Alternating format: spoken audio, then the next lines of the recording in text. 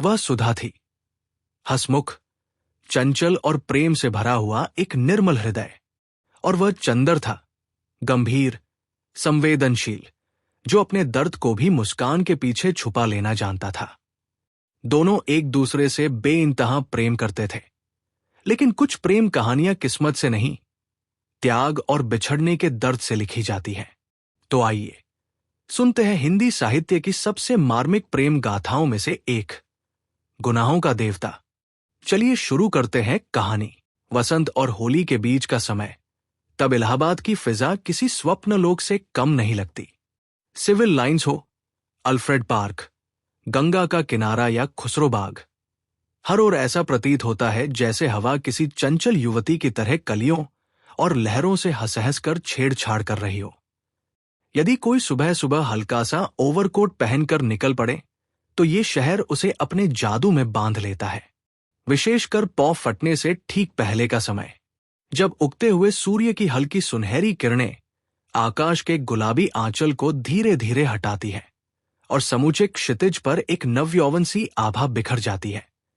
ऐसी ही एक मनोहर सुबह थी।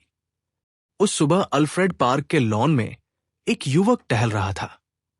वो स्वयं भी उस सुबह की तरह ही निर्मल, मासूम और आकर्षक लग रहा था, मानो कोई देवदूत प्रभात गीत गाकर फूलों को जगाने आया हो। उसने कत्थई रंग का लंबा पश्मीने का कोट पहन रखा था। उसके एक कॉलर को उसने ऊपर उठा रखा था, जबकि दूसरे कॉलर में सरों की एक छोटी सी पत्ती लगी हुई थी। सफेद पतलून, पैरों में सफेद पेशावरी सैंडल, गोरा भरापूरा चेहरा और ऊंचे चमकते माथे पर झूलती हुई भूरी लट, उसके व्यक्तित्व में एक अनोखी सादगी और आकर्षण था। टहलते टहलते उसने तरह तरह के फूलों का एक छोटा सा गुच्छा बना लिया था। वो बीच बीच में उन्हें सूंघ लेता और फिर मुस्कुरा देता। उधर पूरब के आकाश में गुलाबी रंग फैलने लगा था। सूर्य की सुनहरी किरणें धीरे धीरे धरती पर उतर रही थी। युवक ने अचानक आकाश की ओर देखा और चौंक कर बोला, अरे, सुबह तो हो गई। वह पास की एक बेंच पर जाकर बैठ गया। तभी सामने से एक माली आता दिखाई दिया। उसने पूछा, क्यों भाई, लाइब्रेरी खुल गई क्या? माली ने सिर हिलाया, अभी नहीं बाबूजी। युवक निश्चिंत होकर फिर बैठ गया और हाथ में बचे फूलों की पंखुड़ियां तोड़ तोड़ कर नीचे गिराने लगा। धीरे धीरे सूरज की रोशनी बढ़ रही थी। पेड़ों की छायाएं गहरी होने लगी थी। बेंच के नीचे फूलों की रंग बिरंगी पंखुड़ियां बिखर गई थी। अब उसके हाथ में केवल एक फूल बचा था, हल्के फालसी रंग का, जिस पर गहरे बैंगनी रंग की धारियां बनी हुई थी। तभी पीछे से किसी ने उसके कंधे पर हाथ रखा। हेलो कपूर, सुबह सुबह यहां क्या कर रहे हो? युवक ने पीछे मुड़कर देखा और मुस्कुराते हुए बोला, अरे आइए ठाकुर साहब, बैठिए, लाइब्रेरी खुलने का इंतजार कर रहा हूं। ठाकुर साहब हंस पड़े, वाह, यूनिवर्सिटी की लाइब्रेरी तो तुम पहले ही चाट चुके हो, अब इस बेचारी को भी नहीं छोड़ोगे? कपूर भी हंस दिया, नहीं भाई, अपने लिए नहीं आया हूं। डॉक्टर शुक्ला की लड़की इसकी सदस्य बनना चाहती है, उसी काम से आया हूं, उसी का इंतजार भी कर रहा हूं। डॉक्टर शुक्ला, वही जो पॉलिटिक्स विभाग में है? नहीं, गवर्नमेंट साइकोलॉजिकल ब्यूरो में। और तुम तो इकोनॉमिक्स में शोध कर रहे हो ना? हां। ठाकुर साहब ने मुस्कुराकर उसकी ओर देखा, बहुत खूब, तो अब उनकी लड़की को लाइब्रेरी की सदस्यता भी दिलाई जा रही है। कपूर थोड़ा झेम गया, छी यार, तुम जानते तो हो मेरा उनसे कितना घरेलू संबंध है। जब से प्रयाग आया हूं उन्हीं के सहारे हूं। आजकल तो उन्हीं के घर पर रहकर पढ़ाई भी कर रहा हूं। ठाकुर साहब जोर से हंस पड़े, अरे भाई, सफाई देने की कोई जरूरत नहीं। डॉक्टर शुक्ला जैसे भले आदमी बहुत कम मिलते हैं। ठाकुर साहब विश्वविद्यालय के उन पुराने विद्यार्थियों में से थे जिनके बारे में कोई नहीं कह सकता था कि वे आखिर कब तक विद्यार्थी बने रहेंगे। वे एक संपन्न ताल्लुकेदार परिवार से थे, स्वभाव से हंसमुख, हाजिर जवाब और मित्रों की टांग खींचने में आनंद लेने वाले, पर मन से अत्यंत साफ। उन्होंने मुस्कुराकर कहा, एक बात मैं अवश्य मानता हूं कि तुम्हारी पढ़ाई का सारा श्रेय डॉक्टर शुक्ला को जाता है। तुम्हारे घर से तो कोई सहायता आती नहीं। कपूर के चेहरे पर क्षण भर उदासी सी तैर गई। नहीं, मैं घरवालों से अलग होकर आया था। यहां तक पहुंचने में डॉक्टर साहब ने ही किसी न किसी बहाने मेरी बहुत सहायता की है। अच्छा, तब तक चलो कमल सरोवर तक घूम आते हैं, तब तक लाइब्रेरी भी खुल जाएगी। दोनों उठे और पास ही बने कृत्रिम कमल सरोवर की ओर चल पड़े। सीढ़ियां चढ़कर जैसे ही वे ऊपर पहुंचे, उन्होंने देखा कि किनारे पर एक दुबला पतला युवक बैठा हुआ है।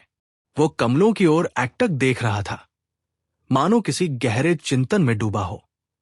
उसके माथे पर बालों की एक लट झूल रही थी। कपूर ने धीरे से कहा, क्यों ठाकुर, कोई प्रेमी जान पड़ते हैं या फिर कोई दार्शनिक?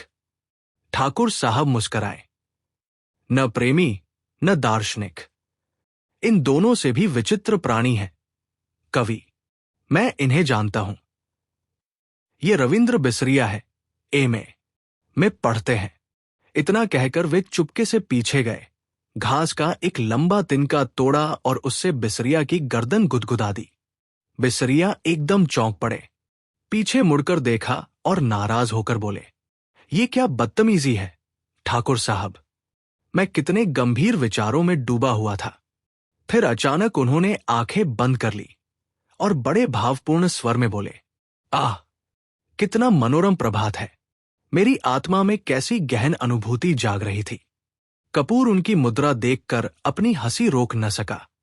उसने इशारे से ठाकुर साहब की ओर देखकर मुस्कुराते हुए कहा, बड़े दिलचस्प आदमी मालूम पड़ते हैं, जरा और छेड़िए ना। ठाकुर साहब ने तिनका फेंक दिया और गंभीर बनने की कोशिश करते हुए बोले, क्षमा करना भाई बिसरिया, हम लोग कवि तो है नहीं, इसलिए ऐसी अनुभूतियां समझ नहीं पाते।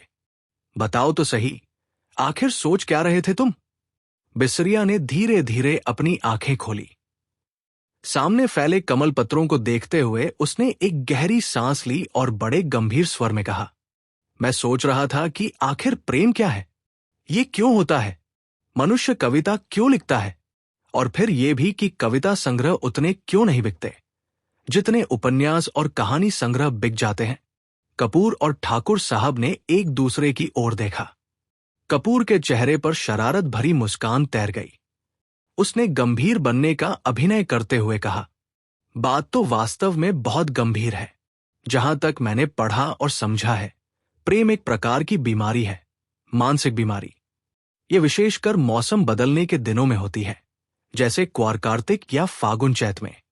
और जहां तक कविता का प्रश्न है, वो शायद इसी बीमारी का दूसरा चरण है। वो थोड़ा रुका, फिर हंसते हुए बोला, मेरा मतलब आप समझ रहे हैं न, मिस सिबरिया। सिबरिया नहीं, बिसरिया, ठाकुर साहब ने तुरंत टोका। बिसरिया ने दोनों की ओर देखा। उसके चेहरे पर एक साथ संकोच, झुंझलाहट और नाराजगी के भाव उभर आए। क्षमा कीजिए, उसने कुछ तिक्त स्वर में कहा, आप या तो फ्रायडवादी हैं या फिर प्रगतिवादी। आपके विचार पूर्णतः विदेशी प्रतीत होते हैं। मैं ऐसे विचारों से घृणा करता हूं। प्रेम को बीमारी कहना, कविता को केवल मानसिक विकार समझना, यह साहित्य का अपमान है। कपूर कुछ उत्तर देने ही वाला था कि ठाकुर साहब बीच में बोल पड़े, अरे भाई, तुम लोग बिना परिचय के ही वाद विवाद में उलझ गए। पहले एक दूसरे को ठीक से जान तो लो। फिर उन्होंने मुस्कुराते हुए दोनों का परिचय कराया। ये हैं श्री चंद्र कुमार कपूर, विश्वविद्यालय में शोध कर रहे हैं, और ये है श्री रविंद्र बिसरिया, इस वर्ष एमए की परीक्षा में बैठने वाले हैं और बहुत अच्छे कवि हैं। दोनों ने हाथ मिलाया। कपूर ने हाथ मिलाते हुए बड़ी गंभीर मुद्रा बनाई और बोला, क्यों साहब, आपको दुनिया में और कोई काम नहीं मिला जो आपने कविता लिखनी शुरू कर दी? बिसरिया का चेहरा एकदम उतर गया। उसने दुखी स्वर में ठाकुर साहब की ओर देखा। ये मेरा अपमान है ठाकुर साहब, मैं इस प्रकार के प्रश्नों का अभ्यस्त नहीं हूं। ये कहकर वह उठने लगा। अरे अरे, बैठो तो, ठाकुर साहब ने उसका हाथ पकड़कर फिर से बैठा लिया।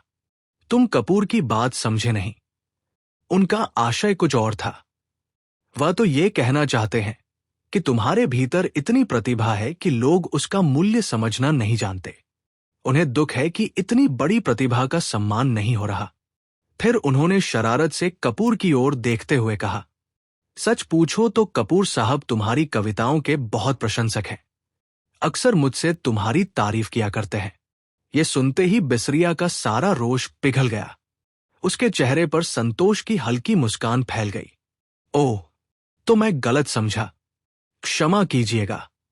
वह कुछ नरम स्वर में बोला, मेरा कविता संग्रह इन दिनों छप रहा है। प्रकाशित होते ही मैं आपको उसकी एक प्रति अवश्य भेंट करूंगा। फिर जैसे उसे अपनी प्रसिद्धि का ध्यान आ गया, वह तनिक गर्व से बोला, आजकल तो लोग मेरी कविताओं की इतनी मांग करते हैं कि मैं स्वयं परेशान हो गया हूं। अभी कल ही त्रिवेणी पत्रिका के संपादक मिले थे। कहने लगे, अपना चित्र दे दीजिए। उसने नाटकीय ढंग से गर्दन झटका। मैंने कहा, मेरे पास कोई चित्र नहीं है। लेकिन वे तो पीछे ही पड़ गए। अंत में मुझे अपना आइडेंटिटी कार्ड निकालकर देना पड़ा। कपूर ने बड़ी मुश्किल से अपनी हंसी रोकी। वाह, ये तो बड़ी बात है। अब तो आप प्रसिद्धि की ओर तेजी से बढ़ रहे हैं। फिर उसने मुस्कुराकर पूछा, लेकिन एक बात बताइए, आप राष्ट्रीय कविताएं लिखते हैं या प्रेम की कविताएं? उसके पूछते ही ठाकुर साहब तुरंत बोल पड़े, अरे भाई, ये अवसर के अनुसार कविता लिखते हैं। युद्ध हो तो युद्ध पर, शराबबंदी सम्मेलन हो तो उस पर, शादी ब्याह हो तो वहां भी कविता, और साहित्य सम्मेलन हो तो वहां भी। इनकी बड़ी पूछ है। जहां कवि सम्मेलन, वहां बिसरिया जी उपस्थित। बिसरिया ने पहले तो प्रशंसा से भरी आंखों से ठाकुर साहब की ओर देखा, फिर तुरंत अपने चेहरे पर गंभीरता और गरिमा का भाव ले आए, मानो ये सब उनके लिए कोई नई बात न हो। कुछ देर तक तीनों के बीच हल्की मुस्कान का वातावरण बना रहा। फिर कपूर बोला, तो फिर हमें भी कुछ सुनाइए ना। बिसरिया ने गहरी सांस ली और दूर जल में खिले कमलों की ओर देखते हुए कहा, इस समय तो मनः स्थिति नहीं है। कविता सुनाने के लिए उचित वातावरण चाहिए। ठाकुर साहब बिसरिया को वर्षों से जानते थे। वे समझ गए कि कवि महोदय किस प्रकार के वातावरण में अपनी रचनाओं का रसपान करवाते हैं। वे हंसते हुए बोले, ऐसे नहीं कपूर, आज शाम को आना, गंगा किनारे चलेंगे, थोड़ी बोटिंग होगी, कुछ खाने पीने का इंतजाम रहेगा, फिर कविता भी सुनना। कपूर को नौका विहार का बड़ा शौक था। प्रस्ताव सुनते ही वह प्रसन्न हो उठा। ठीक है, ये कार्यक्रम पक्का रहा। तीनों ने शाम के लिए योजनाएं बना ली। उसी समय एक मोटरकार लाइब्रेरी की ओर आती दिखाई दी। कपूर की निगाह उधर गई और वह तुरंत खड़ा हो गया। अच्छा ठाकुर साहब, अब मैं चलता हूं। जिनका इंतजार कर रहा था वे आ गए। ठीक है भाई, ठाकुर साहब बोले, मैं जिमखाने की ओर जा रहा हूं। शाम को मिलना मत भूलना। बिल्कुल नहीं, कहकर कपूर तेज कदमों से लाइब्रेरी की ओर बढ़ गया। लाइब्रेरी के पोर्टिको में कार आकर रुक चुकी थी। कार के भीतर एक लड़की बैठी थी। कपूर पास पहुंचकर बोला, अरे सुधा, भीतर क्यों बैठी हो? लड़की ने मुस्कुराकर उसकी ओर देखा। तुम्हें ही देख रही थी, चंदर। और यह कहकर वह कार से उतर आई। वो बहुत असाधारण रूप से सुंदर नहीं थी, पर उसमें एक अलग ही आकर्षण था। दुबली पतली, नाटी सी, सरल और भोली। उसके चेहरे पर एक ऐसी आत्मीयता थी जो देखते ही मन को अपनी ओर खींच ले। चंदर ने कहा, चलो अंदर चलें। सुधा 2 कदम आगे बढ़ी, फिर अचानक रुक गई। कुछ झिझकते हुए बोली, चंदर, एक आदमी को 4 किताबें मिल जाती हैं क्या? हाँ, मिल जाती हैं। क्यों? सुधा ने बड़ी भोली मुस्कान के साथ कहा, तो तुम अपने नाम से सदस्य बन जाओ ना, फिर 2 किताबें हमें दे दिया करना। हमें ज्यादा किताबों का क्या करना है? चंदर हंस पड़ा। पगली, खुद सदस्य क्यों नहीं बन जाती? सुधा ने होंठ सिकोड़ लिए। नहीं, हमें शर्म आती है। तुम ही हमारी जगह सदस्य बन जाओ। चंदर हंसते हंसते उसके कंधे पर हाथ रखकर बोला, वाह रे शर्म, अभी कल को तुम्हारा विवाह होगा, तब भी कहोगी कि हमारी जगह तुम बैठ जाओ। चंदर, सुधा ने झेम कर उसकी ओर देखा। कॉलेज तक पहुंच गई हो, लेकिन तुम्हारी शर्म अब तक नहीं गई। चलो अंदर चलो। सुधा कुछ रूठती, कुछ मुस्कुराती, कुछ झिझकती हुई उसके साथ लाइब्रेरी के भीतर चली गई। बीच बीच में वह मुड़कर चंदर की ओर ऐसे देखती जैसे उसकी बातों का बुरा भी लगा हो और अच्छा भी। कुछ देर बाद वह लौटकर बाहर आई। उसके हाथों में 4 किताबें थी। चंदर ने आगे बढ़कर कहा, लाओ, मैं उठा लेता हूं। सुधा तुरंत पीछे हट गई।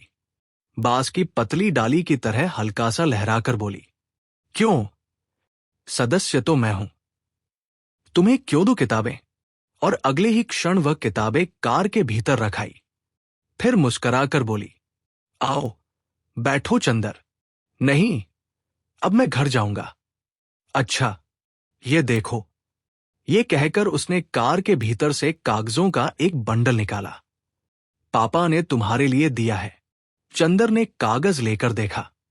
सुधा बोली, लखनऊ में जो कॉन्फ्रेंस होने वाली है, उसके लिए पापा ने ये निबंध लिखा है।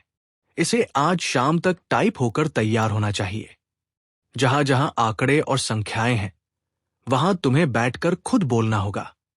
फिर उसने बिल्कुल बच्चों जैसी चंचलता से गर्दन हिलाई और चंदर ने कागजों का बंडल हाथ में लिया और कुछ सोचते हुए बोला, लेकिन डॉक्टर साहब की लिखावट और इतने सारे पन्ने, शाम तक इन्हें टाइप कौन कर पाएगा? सुधा जैसे पहले से ही इस प्रश्न की प्रतीक्षा कर रही थी। वह मुस्कुराई और अपने ब्लाउज में से एक पत्र निकालकर चंदर की ओर बढ़ा दिया। उसका भी इंतजाम हो चुका है।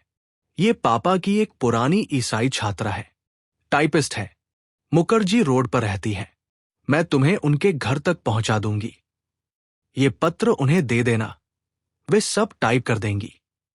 चंदर ने पत्र हाथ में लिया, लेकिन फिर जैसे उसे कुछ याद आया, लेकिन अभी तो मैंने चाय भी नहीं पी है। सुधा तुरंत उसकी ओर मुड़ी। उसकी आंखों में शरारत चमक उठी।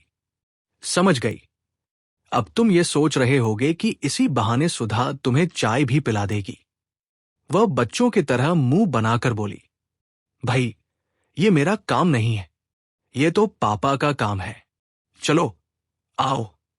चंदर मुस्कुरा दिया और कार में जाकर बैठ गया।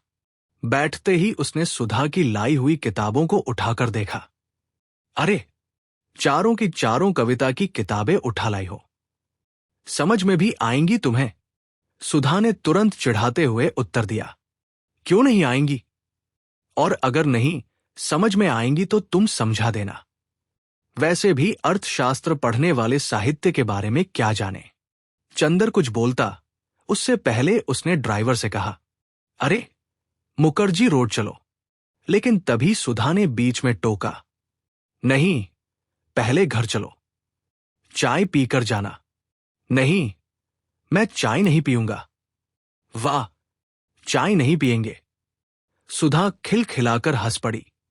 उसकी हंसी में एक निर्मल, दूधिया बचपन छलक उठा। मुंह सूखकर गोभी हो रहा है और कहते हैं कि चाय नहीं पिएंगे। कुछ ही देर में कार बंगले के सामने आकर रुक गई।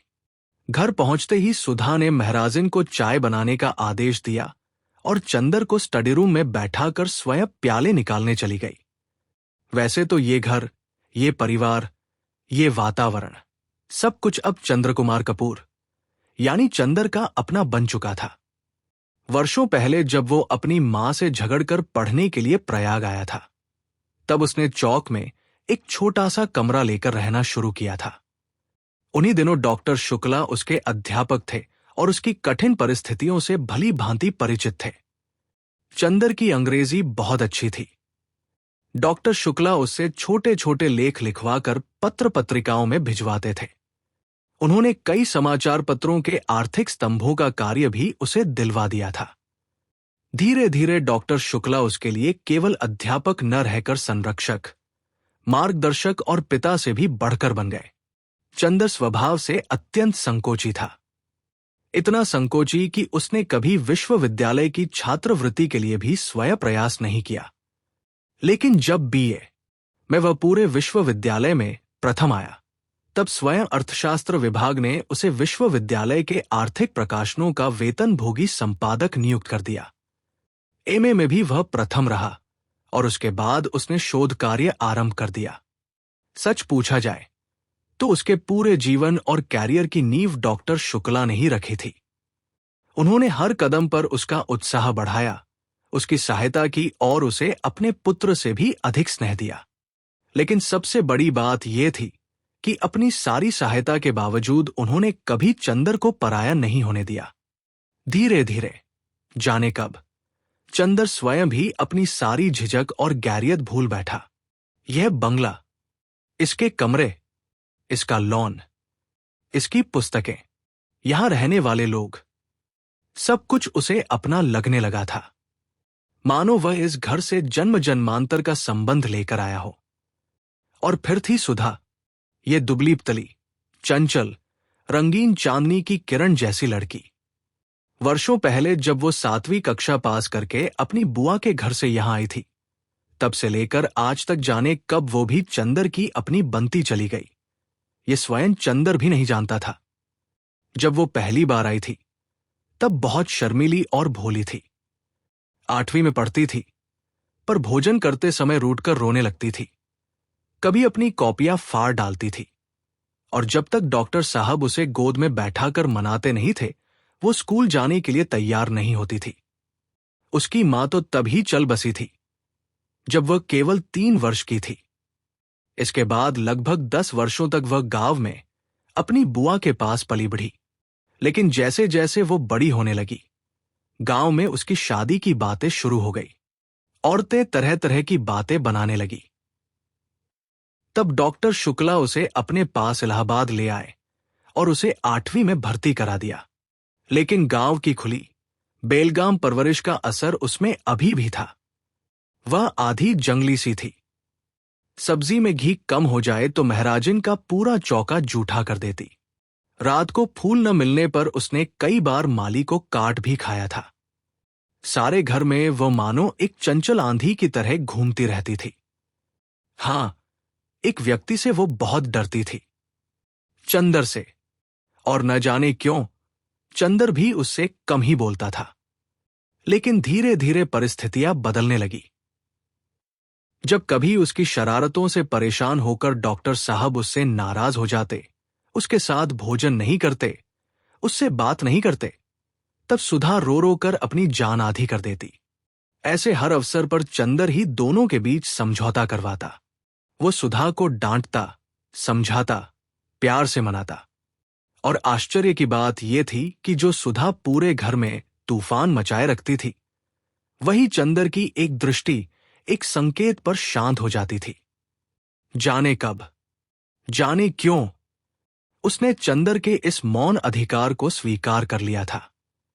और शायद चंदर भी ये नहीं जानता था कि कब सुधा उसके जीवन का एक स्वाभाविक हिस्सा बन गई।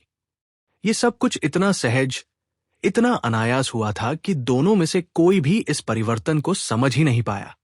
उनके बीच का स्नेह, अधिकार और आकर्षण उतना ही स्वाभाविक था जितनी शरद ऋतु की निर्मलता या फिर उगती हुई सुबह की पवित्र रोशनी।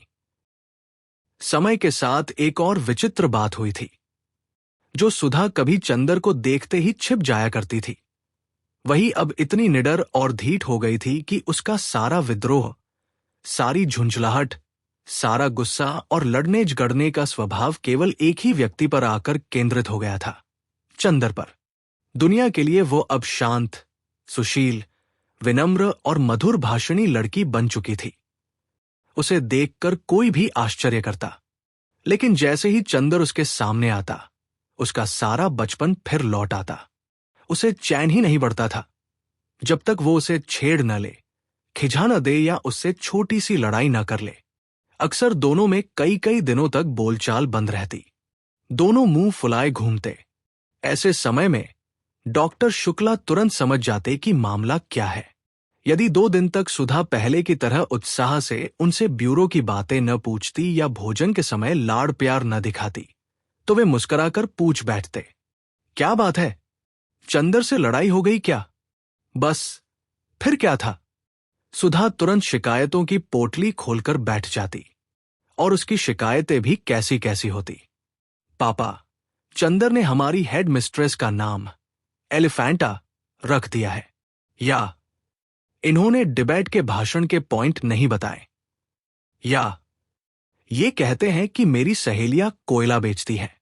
और जब डॉक्टर साहब कहते, अच्छा, मैं चंदर को डांटूंगा, तो सुधा खुशी से खिल उठती।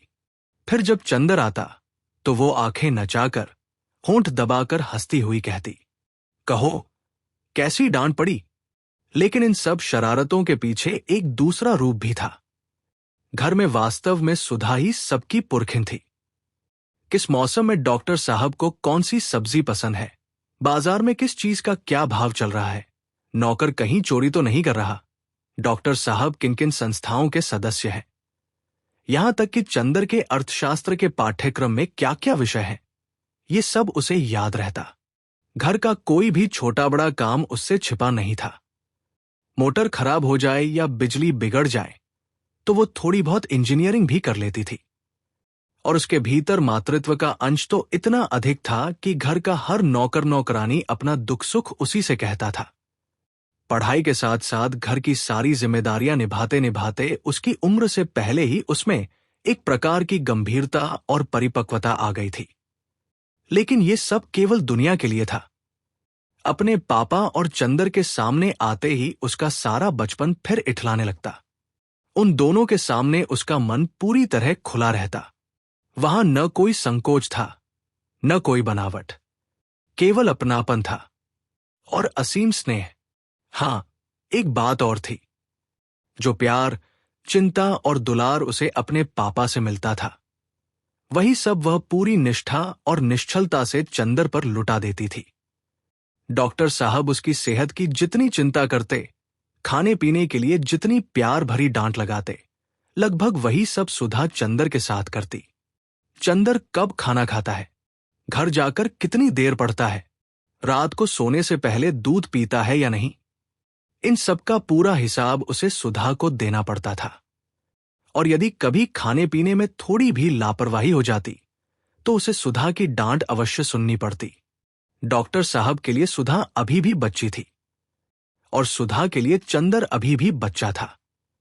कभी कभी तो उसकी स्वास्थ्य चिंता इतनी बढ़ जाती थी कि बेचारा चंदर घबरा उठता। एक बार तो उसने कमाल ही कर दिया। उसकी तबीयत खराब हुई थी तो डॉक्टर ने उसे लड़कियों के लिए एक टॉनिक दिया था। इधर परीक्षा के दिनों में पढ़ते पढ़ते चंदर कुछ दुबला हो गया। बस, फिर क्या था? सुधा अपनी बची हुई दवा उठा लाई और जिद करने लगी, इसे पी लो। जब चंदर ने अखबार में उसका विज्ञापन दिखाकर बताया कि ये दवा लड़कियों के लिए है, तब कहीं जाकर उसकी जान बची। इसीलिए आज जब सुधा ने चाय पीने के लिए कहा था तो चंदर के मन में भय सा पैदा हो गया था, क्योंकि सुधा की बनाई हुई चाय का अर्थ होता था प्याले के मुंह तक दूध भर देना और उसमें कहीं नाम मात्र की चाय डाल देना। और यदि उसने गलती से ये कह दिया कि चाय कुछ कड़क होनी चाहिए, तो परिणाम ये होता कि उसे लगभग खालिस दूध पीना पड़ता, फिर उसके साथ फल, मेवा और न जाने क्या क्या। उसके बाद सुधा का आग्रह, न खाने पर उसका गुस्सा, और फिर लंबी चौड़ी मनुहार। इन सब से चंदर बुरी तरह घबराता था। लेकिन आज बचने का कोई उपाय नहीं था। कुछ ही देर में सुधा ट्रे लेकर आ गई। चंदर बेबस बैठा देखता रहा। पहले उसने प्याले में भरपूर दूध डाला, फिर उसमें कहीं थोड़ी सी चाय मिलाई। इसके बाद अपने प्याले में चाय डालकर ऊपर से 2 चम्मच दूध डाला और आराम से पीने लगी। दूधिया चाय का प्याला चंदर की ओर बढ़ाते हुए बोली, लीजिए, पीजिए, नाश्ता भी अभी आता होगा। चंदर ने प्याला हाथ में लिया, उसे चारों ओर से घुमाकर देखने लगा कि शायद किसी कोने में चाय की थोड़ी सी झलक मिल जाए, लेकिन हर ओर उसे केवल दूध का समुद्र ही दिखाई दिया। आखिर हार कर उसने प्याला वापस मेज पर रख दिया। सुधा ने तुरंत पूछा, क्यों? पीते क्यों नहीं? चंदर ने गंभीर चेहरा बनाकर कहा, पिए क्या? इसमें कहीं चाय भी है। सुधा तुरंत बोली, तो क्या खालिस चाय पीते हैं लोग? दिमागी काम करने वालों को ऐसी ही चाय पीनी चाहिए। चंदर ने लंबी सांस ली। तो अब मुझे सोचना पड़ेगा कि मैं चाय छोड़ दूं या फिर रिसर्च। न ऐसी चाय पसंद है, न ऐसा दिमागी काम। सुधा खिलखिलाकर हंस पड़ी। आपको विश्वास ही नहीं होता। मेरी एक सहेली है, गेसु काज़मी, हमारी क्लास की सबसे तेज लड़की। उसकी अम्मी तो दूध में ही चाय उबाल कर देती है। चंदर मुस्कराया। अच्छा, क्या नाम बताया तुमने अपनी उस सहेली का? और यह कहकर वो उत्सुकता से सुधा की ओर देखने लगा। गेसु, सुधा ने गर्व से उत्तर दिया। वाह, बड़ा सुंदर नाम है। सुधा का चेहरा खिल उठा। और क्या, मेरी सबसे घनिष्ठ सहेली है, और जितना उसका नाम अच्छा है उतनी ही वह भी अच्छी है। चंदर ने जानबूझकर मुंह बनाया। अच्छा, तो फिर उतनी ही काली भी होगी जितने काले गेसु होते हैं। धत! सुधा तुरंत झल्ला उठी। किसी लड़की के बारे में ऐसी बात करते हुए आपको शर्म नहीं आती? चंदर ने तुरंत पलटकर कहा, और तुम जब मेरे दोस्तों की बुराई करती हो तब? सुधा ने बिना एक क्षण सोचे उत्तर दिया, तब क्या, वे सब है ही बुरे। ये कहकर वह पूरी गंभीरता से फल काटने लगी। अच्छा, अब बहस बंद। पहले फल खाइए। वो संतरे छील छील कर प्लेट में रखने लगी। इसी बीच एक संतरे की फाक नीचे गिर गई। जैसे ही वो झुककर उसे उठाने लगी, चंदर की आंखों में शरारत चमक उठी। उसने झटपट अपना प्याला उठाकर उसकी जगह रख दिया और सुधा का प्याला अपने सामने खिसका लिया। फिर बड़े आराम से चाय पीने लगा। उधर सुधा संतरे की फाकें उसकी ओर बढ़ाते हुए जैसे ही अपने प्याले से एक घूंट लेने लगी, वो एकदम चौंक पड़ी। अरे, ये क्या? चंदर पूरी शांति से बोला, कुछ नहीं, हमने उसमें थोड़ा दूध डाल दिया है। तुम्हें तो बहुत दिमागी काम करना पड़ता है ना। ये कहकर उसने बड़े ठाठ से चाय का घूंट भरा। सुधा का चेहरा उतर गया। वह कुछ क्षण तक उसे देखती रही, फिर होंठ फुलाकर चुपचाप बैठ गई। चंदर मुस्कुराता रहा। उसकी ये छोटी सी जीत किसी बड़े युद्ध की विजय से कम नहीं थी। कुछ देर बाद उसने घड़ी देखी। अच्छा, अब बताओ क्या क्या टाइप कराना है? बहुत देर हो रही है। सुधा ने तुरंत मुंह बना लिया। बस, यहां 1 मिनट भी बैठना आपको अच्छा नहीं लगता। उसके स्वर में शिकायत थी।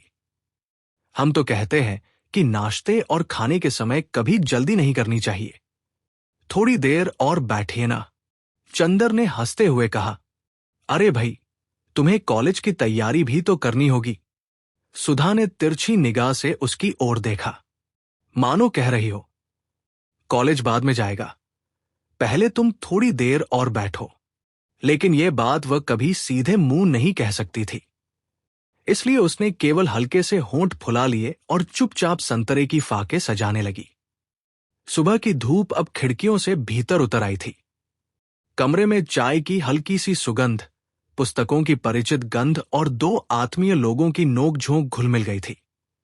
ये कोई बड़ी घटना नहीं थी, लेकिन इन्हीं छोटी छोटी बातों में चंदर और सुधा का वह सहज, निश्चल और गहरा अपनापन छिपा था। वे दोनों अभी तक शायद स्वयं भी पूरी तरह नहीं समझ पाए थे कि उनके बीच का ये रिश्ता आखिर क्या है। छोटी छोटी नोक-झोंक, रूठना मनाना, एक दूसरे पर अधिकार जताना, ये सब उनके जीवन का इतना स्वाभाविक हिस्सा बन चुका था कि वे कभी इसके बारे में अलग से सोचते ही नहीं थे।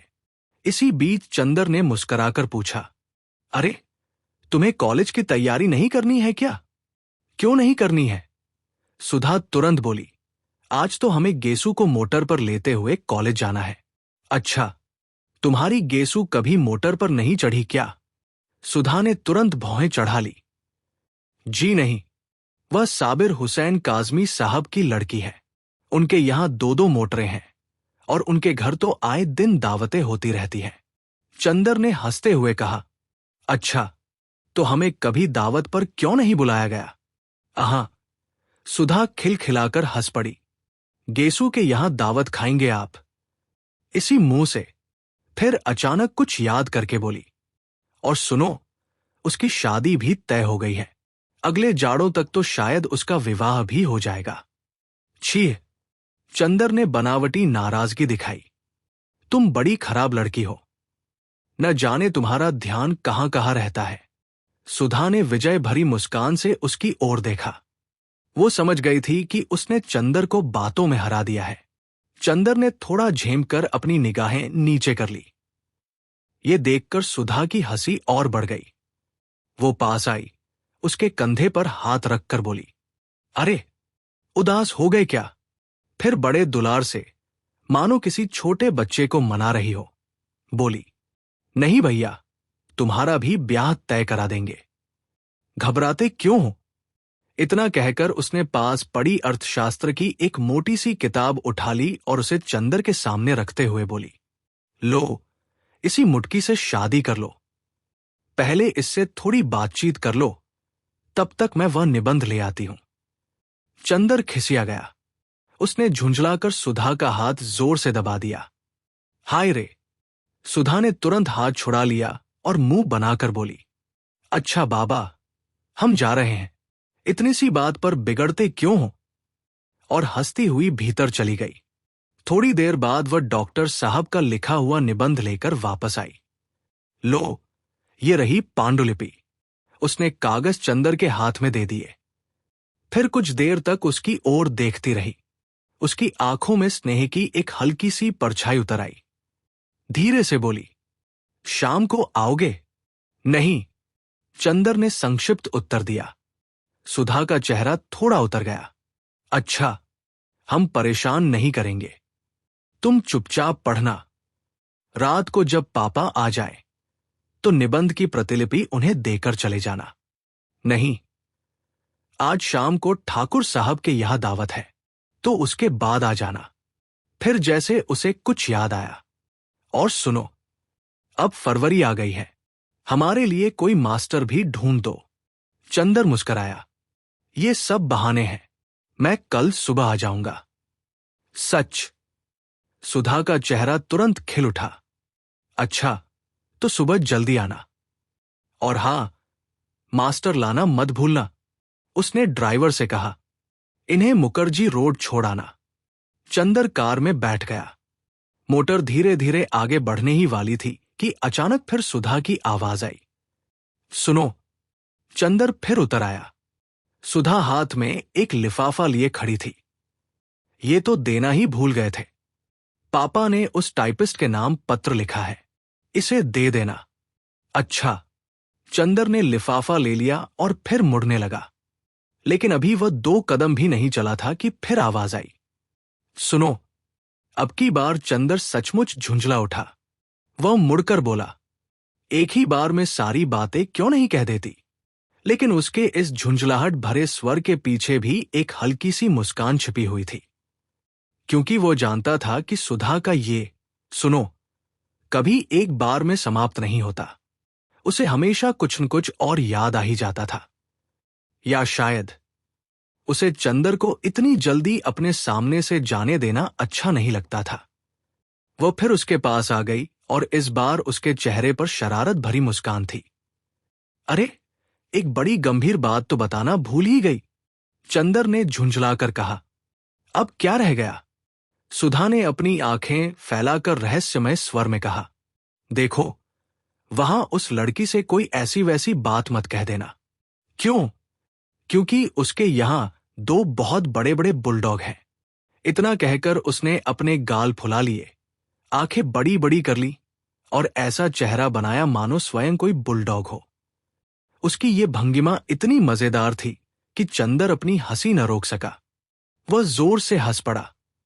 उसे हंसता देखकर सुधा भी खिलखिलाकर हंसने लगी। बस ऐसे ही थे वे दोनों। ऐसी थी सुधा और ऐसा था चंदर।